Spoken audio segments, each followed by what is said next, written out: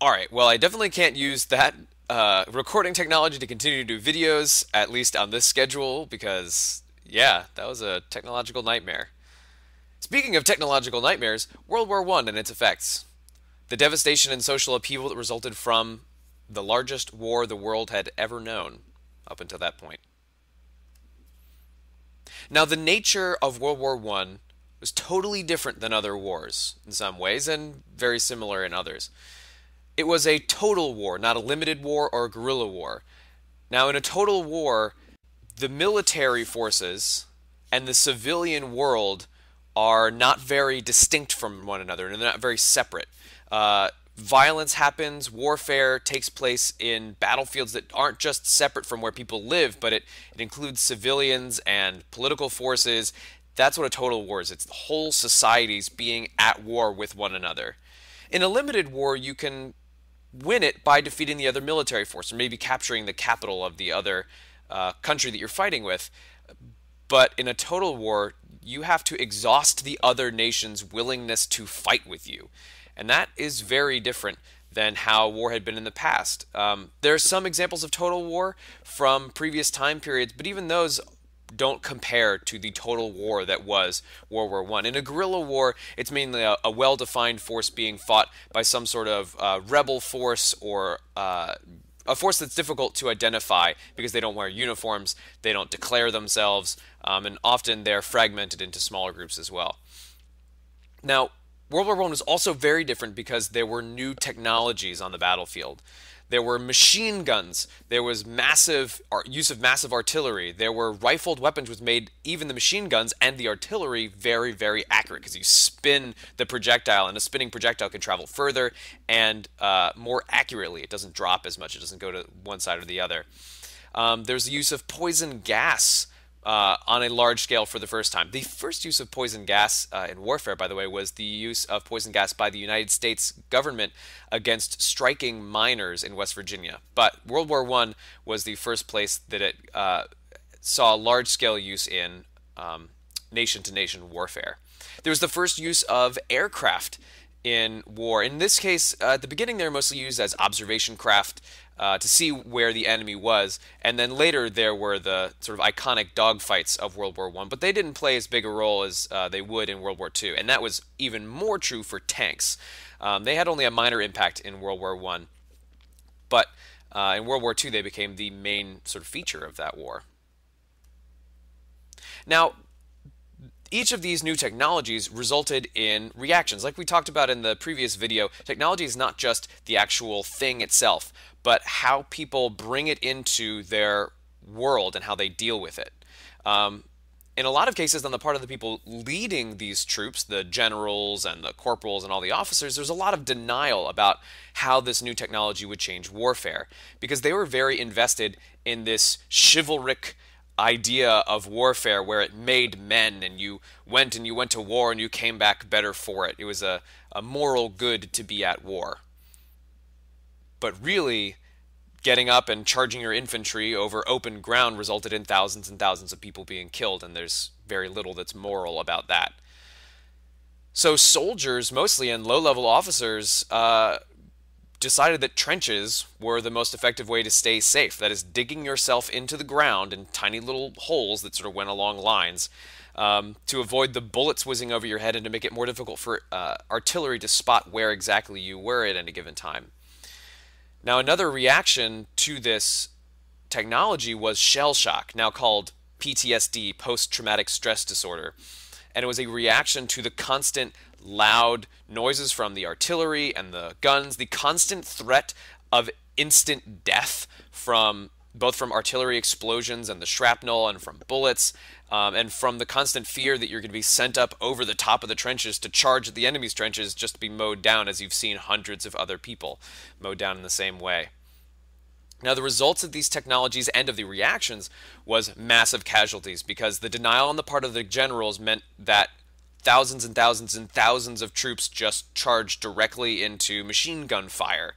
Not in every case and not every general made these sorts of mistakes repeatedly, but on the whole, that's what World War I was like to be a soldier in, to constantly feel like you might be sent to die for maybe no reason.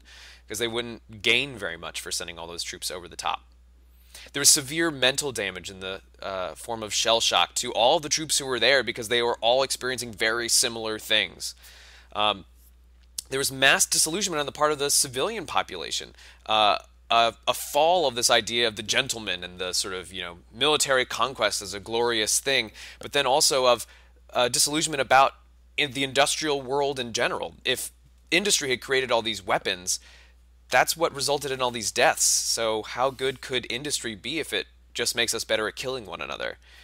And also because there was very little difference between the civilians and the military, the whole idea of war became less appealing because the home front, which previously had just been there to help the military forces, was now a target of violence. So there were lots of national effects in this war. In Russia, their whole society kind of collapses a little bit. The Tsar, the king of Russia, steps down and is later executed.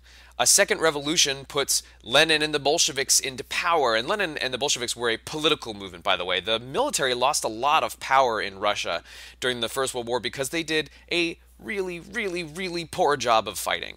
Lenin and the Bolsheviks set up a communist state, which is huge for all of 20th century history.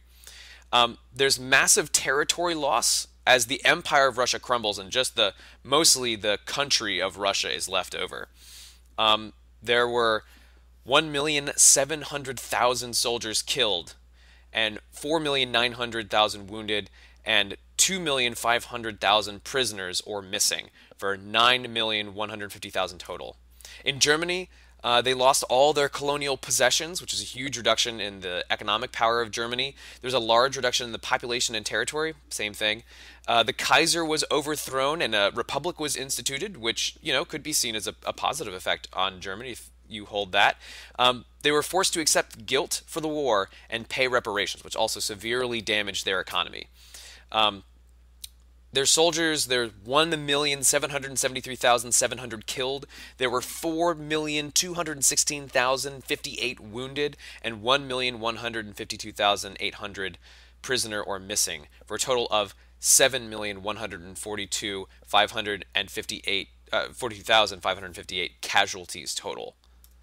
France had massive devastation in the countryside because the western front of the war, the western part where the lines were set up, was in France for most of it. But France did gain control of Alsace and Lorraine, which were very powerful industrial areas. They were promised reparations, payments from Germany as a payment for having fought a war against them. They gained former German colonies, which was an economic boost.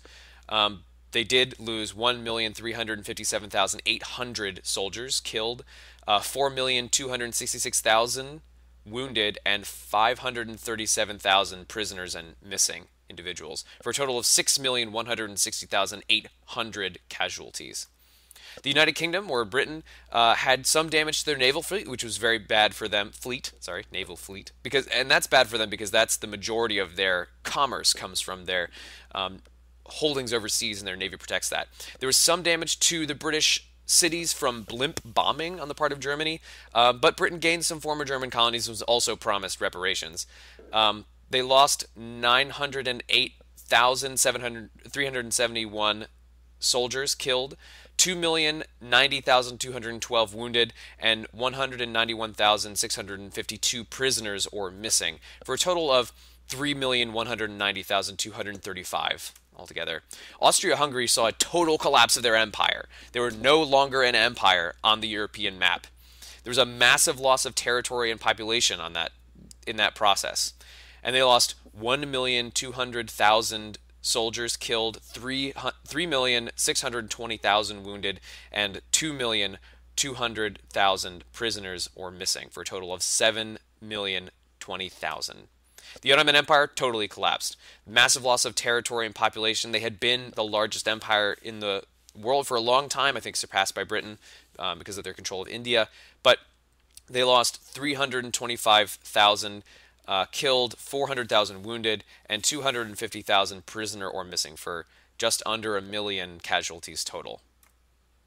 In World War I, there were 8,528,831 soldiers killed. There were a total of casualties of nearly 40 million. This is according to the U.S. Department of Justice numbers. And for reference, the population of the United States in 1914 was only 100 million. So this was an unbelievable number of deaths, far surpassing anything that had come before. There were also civilian deaths, and there were 948,248 direct civilian deaths, as in killed by military action, and there were 5,893,000 from other causes like famine and disease and deprivation and exposure during long winters. That's definitely the case in Russia. So the total deaths, including military personnel, deaths, just deaths, not casualties, was 16,563,868. So the economics effect, there was increased transatlantic trade. This was great for the United States because we had been selling food and weapons and lots of other materials to these nations who were at war, and that's a lot of money you can make that way. Labor movements were strengthened because a lot of people had been killed and the industry had been boosted throughout the war. And so labor was, they were able to negotiate for higher prices because they were more valuable, seen as more valuable. There were economic gains for women, slightly, but not as much as during World War II, and a lot of them were taken back in the period between World War I and World War II. There was agricultural overproduction, both in the United States and especially in Europe, which resulted in serious inflation because you had too many goods on the market. There wasn't enough demand for them. It threw the economy off. You had serious inflation, especially in Germany. And finally, the diplomatics effects. There were attempts at international organizations like the League of Nations, and there's a feeling amongst the leaders of nations that war was to be avoided at all costs. For France, that meant trying to protect itself, come up with ways that Germany would never be able to fight again. For a lot of people in the United States, especially Woodrow Wilson and people who saw eye to eye with him, it was to try and set up a way that countries could come together and solve differences that wasn't warfare. Italy felt slighted because they didn't gain as much territory as they had wanted, and so they end up moving diplomatically away from France and Britain. Japan gains further national recognition for their role in the sort of Pacific front of this war, which was not that large, but they did do some impressive things. The colonial empires were maintained for the victors, but lost for the losers. So empires didn't go away, they just shifted. But there were greater calls for independence because a lot of the citizens who had lived in the subject places, colonies of empires, had participated in World War I, had come to fight as soldiers. And so there were calls for independence as they saw themselves as part of an empire, but full recognition as nationalism would be valuable for them. And there were increased nationalist sentiments all across the industrialized world as part of, really a product of all the propaganda that went on during the war. So you can see how this is setting up this interwar period, and then as we move on to World War II, it's all really connected during this time period, and that's the story that's generally told. So I hope you have found this useful, and I look forward to seeing you in class.